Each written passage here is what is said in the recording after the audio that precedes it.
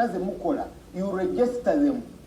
Muzuwanikisa either a registrar of companies or of the Electoral Commission. They are public documents. Point number 2, mukozesa ensimbi za government. So barometer kasa member, when I'm a panelist, you know right. Okubuza ebibuuzo. It's my right. Oyinza butabiddamu, but tonzijaako right okukola ki? Okubuuza ebibuuzo. And I don't belong to that club ejjokukubira mu ngalo far. You must raise an issue. So nkubuuziza baakuwaabidde, okkiriza baakuwaabidde. 2, baakuwaabidde ku issue ki? Because I have read you the reference number of the case. It's in High Court. High Court registry is a public facility. NBS main news zaayo balese ne lawyer abadde mu Electoral Commission nga muje muli mubaddeyo. Byabakama Electoral Commission abagamba tetugenda kubadda mu leero, tetugenda kukkiriza constitution yammwe ebeere gazetted. Why? Because there is a case in High Court. Sikugambye nti judgment ya case eno yeno. But there is ebibuuzo byombuuza ate koti yandibadde bimbuuza mu kiseera kino. No. That's what no, I'm very careful. I have not said it in bad defense you zenju kugambi. I have only told you mwino musango. I was careful. Waliwo omusango. I know why you get is a criminal. Which one? The forgery. But now that's the judgment. No, but I was responding to Kasoro. Yes. Because Kasoro is telling you forged it. But in my submission omusango oguliyo. That's the judgment I'm talking about. Omusango ebidde mu Kasoro. Omusango oguliyo mkulu Zambali. Omusango oguli mu High Court, which is registered, is about your constitution. Right? And tuyina the 2 constitutions. Eno jemwa amendinze, which declares the president and deputy presidents wamu n'abalala gye mugenda okuregisteringerako. Why I brought it is because tosobola kuwandiisa member nga togendedde constitution. Yes. You can't. You don't begin with a member and then you go to the constitution. Because waliwo kyebayita political parties, I think act or something. Act, yes. Even the constitution is very clear. Olina okubeera internally democratic. Okay. This is our law. And these two constitutions, you know. Just one question. Ekibiina kino kyali kiyiseeko mu kulonda kino ekya National Unity Platform. Yes, of course. Abeesimbawo bali bamemba baakyo. Electoral Commission. So this is a party with the members. Kakati ebina byogera. Lwakubantu onabadde agamba ebyobuseera. You know why you are a constitution eri ey'abakibalama yakola return ngegamba ogani yaffe elonze Kyagulanyi as flag bearer elonze bano Electoral Commission nefuna return eyo. But you kati bano baagala bakyuse that constitution naye nga tebayitidde mu mateeka bananyini constitution original ne bagamba no, you are wrong, and now there is a stalemate. That's a fact. And I have a right to raise it. I have a right to raise it.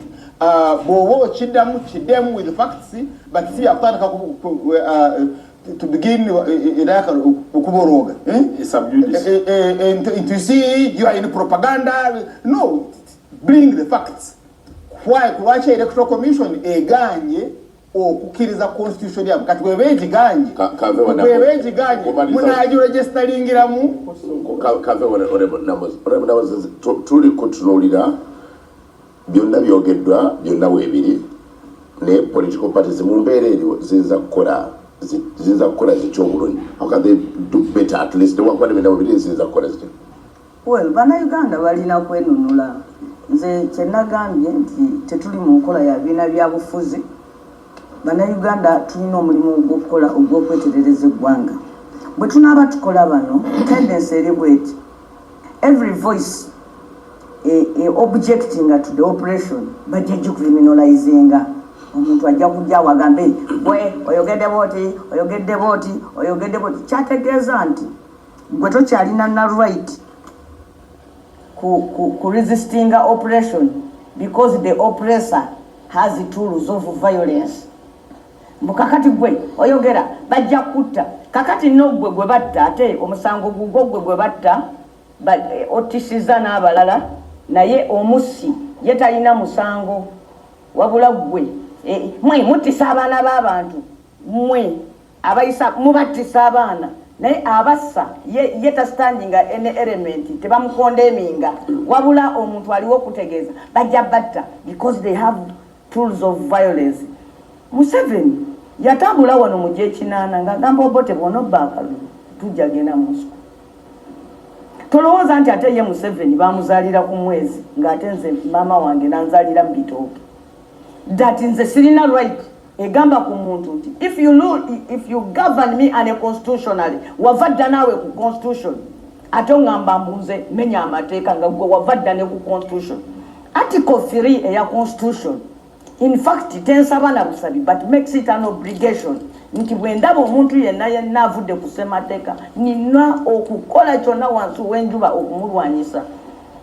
How I do it sijja genda weyo gwe nnwanyisa ampa amagezi nti nnwanyisa bwoti ankube ambuulire ne bwe mba nkaaba. Ekirala papasiza political parties nze newunya mu Puludombo. Unfortunately abantu abamu abalinga Dombo bwe tubasanga outside studio ono sinamusangako naye abamufaanana bwe tubasanga outside these studios batubuulira ebituufu.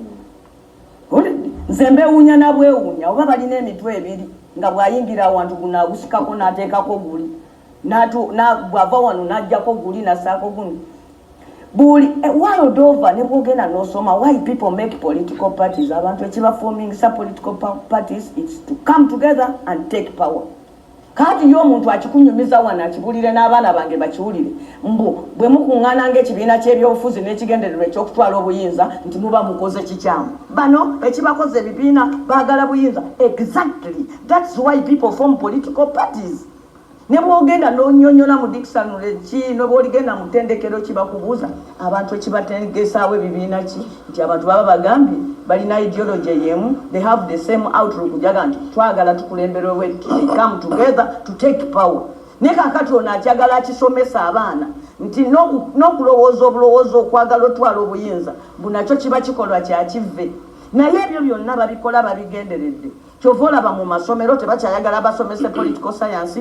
Electoral Commission erina obuvunaanyizibwa obw'okusomesa bannansi civic education temubasomesa kubanga baagala abantu babakuumire mu bintu ebyo ebyokulowooza nti n'okwogera ku bali mu buyinza nagwo oba ozizza musango. Njagala ŋŋambe ekintu kimu nti uprising against a government is not an constitutional per se.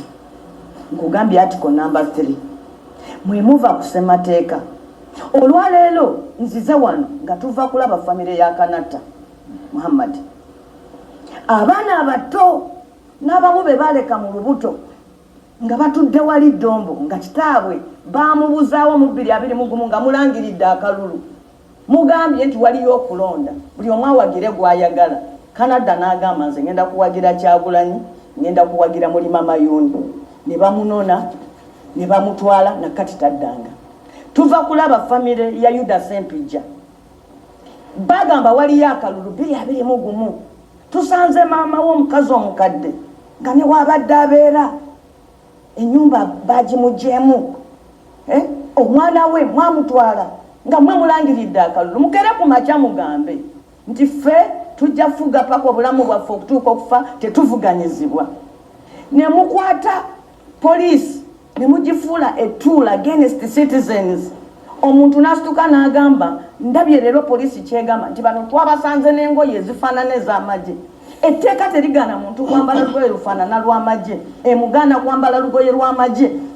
Ne mukwata abantu mulina MP ne mumugendera mu makaage ne musala ofiisi buli kintu kyonna ekyeNUP you make it criminal. Akakofiira akamyufu akayero ako katuufu akaredi kamaje ne mutatya ne mutuza ne ba amejenozi ne batula ku baana abato just because bayambadde uniform y'ekibiina kyabwe ne mubatwala na mu court martial ne mutula wano ne mu justifying ebyo mwami Dombo.